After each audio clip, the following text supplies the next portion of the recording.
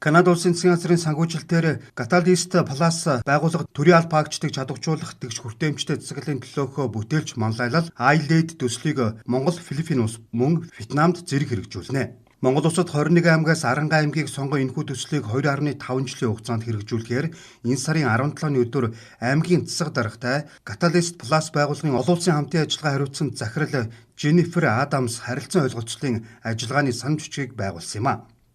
Энэ хүрээнд төсөлд оролцогч талуудын хамтын ажиллагаа мэдээлэл солилцох сургалтыг зохион байгууллаа. Сургалтаар тэгш хүртээмжтэй засаглалын төлөөх бүтээлч манлайлах төслийн зорилго, зорилт хэрэгжүүлэх үндсэн арга хэмжээ, сайн туршлагыг аймгийн төрийн албан агчдад танилцуулсан юм а. За энэ төсөл хэрэгжснээр нэгдүгээрт одоо бас төрийн захин үйлчлэгээ бэхжүүлэх ийм бас зорилготой. За хоёрдугаарт нь болохоор зэрэг гендрийн одоо хариуцлагатай төсвөлтийг одоо бас хэрэгжүүлэх. За гуравдугаарт нь болохоор хяналт шинжилгээ үнэлгээ буюу одоо үр дүнд суурилсан удирдлагын одоо бэхжүүлнэ гэсэн ийм гол зорилгоудтай. Тэгэхээр энэ төсөл хэрэгжснээр эдгээр бас зорилтыг биелүүлж бас үр дүн үзүүлнэ гэж бодож байгаа. За цаашдаа бол одоо бид нар бас захимаар одоо яг энэ удирдлагын академийн сайтан дээр тавигдсан бас хичээлүүд байдаг.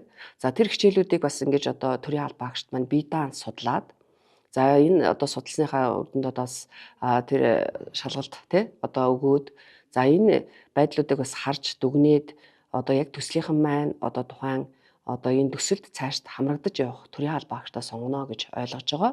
Тэгэхээр зэрэг одоо манай аймгийн одоо суманд ажиллаж байгаа болон аймгийн төвд ажиллаж байгаа бүхий л төрийн албан агчид маань бас одоо энэ төсөлд хамрагдах боломж нь нээлттэй байна гэж ойлгож байна. Тэгж хүртээмжтэй засаглалын төлөөхөө бүтээлч манлайлал iLead төслийг хэрэгжүүлэхэд аймгийн засаг даргын тамийн газар, удирдлагын академи, төрийн захин үйлчлэгээний зохицуулалтын газар зэрэг байгууллагууд хамтарна.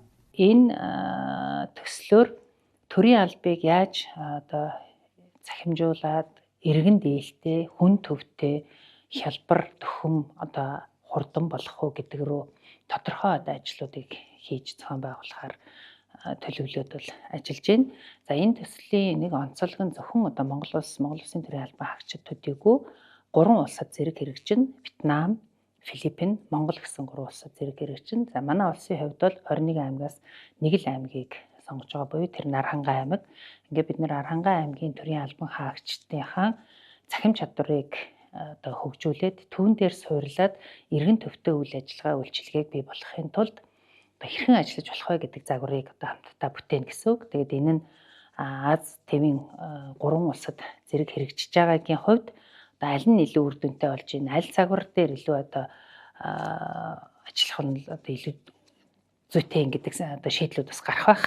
Нөгөө хоёр улс маань бол 100 давсан одоо ард иргэнтэй те хүн амтаа маш том хэмжээний ийм улсууд байна. За манай улсын хувьд бол харьцангуй одоо давуу талтай болов гэж ингэж харж байгаа. Тэгээ энэ уулзалтын хүрээнд бол төслийн одоо зорж байгаа гол зорилтууд тэдгээрт ер нь хэрхэн хөрөхөө гэсэн одоо арга хэмжээнүүдийн талаар нээлттэй ярилцаж хэлэлцэж байна. Тэгээ өнөөдөр бол бид нар яг энэ үр дүнд суурилсан удирдлагыг ер нь аймаг орон нутгийн хэмжээнд яаж хэрэгжүүлэх юм бэ? Ялангуяа энэ одоо аймаг орон нутгийн одоо хөгжлийн бодлого төлөвлөлтүүдэд ер нь хэрхэн яаж үр дүнд суурилснаар төлөвлөх шаардлагатай. Цаашдаа одоо энэ чиглэлээр төрийн албан агчдад ямар сургалт зөвлөгөө мэдээллүүд ер нь энэ тулгамдаад байгаа юм бэ гэдэг талаар бол нээлттэй бол ярилцж байна. За өнөөдөр ингээд Аранга аймагт Канада улсын iLead гэдэг энэ төсөл Аранга аймаг дээр ингээд шалгаруулад манай аймаг ингээд шалгараад анхны одоо засаг даргатай гэрээ байгууллага одоо үзэглэх энэ үйл ажиллагаа ингээд болж байна. За энэ дээр төрийн захин үйлчилгээний хэлтсэн байна.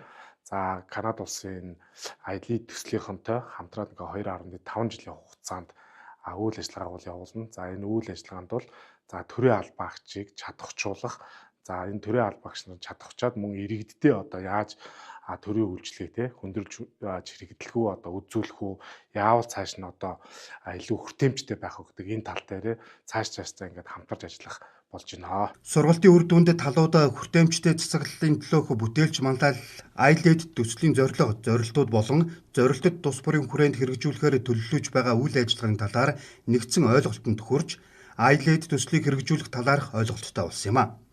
Тухайлбал агсан төвчний гендрийн дүн шинжилгээ болон гендрийн хариуцлагатай төлөвлөлтийн захим сургалтуудын талаарх ойлголттой болж Мэрэт төслийн хэрэгжүүлсэн гендрийн хариуцлагатай төлөвлөлтийн сайн туршлагатай танилцсан байна.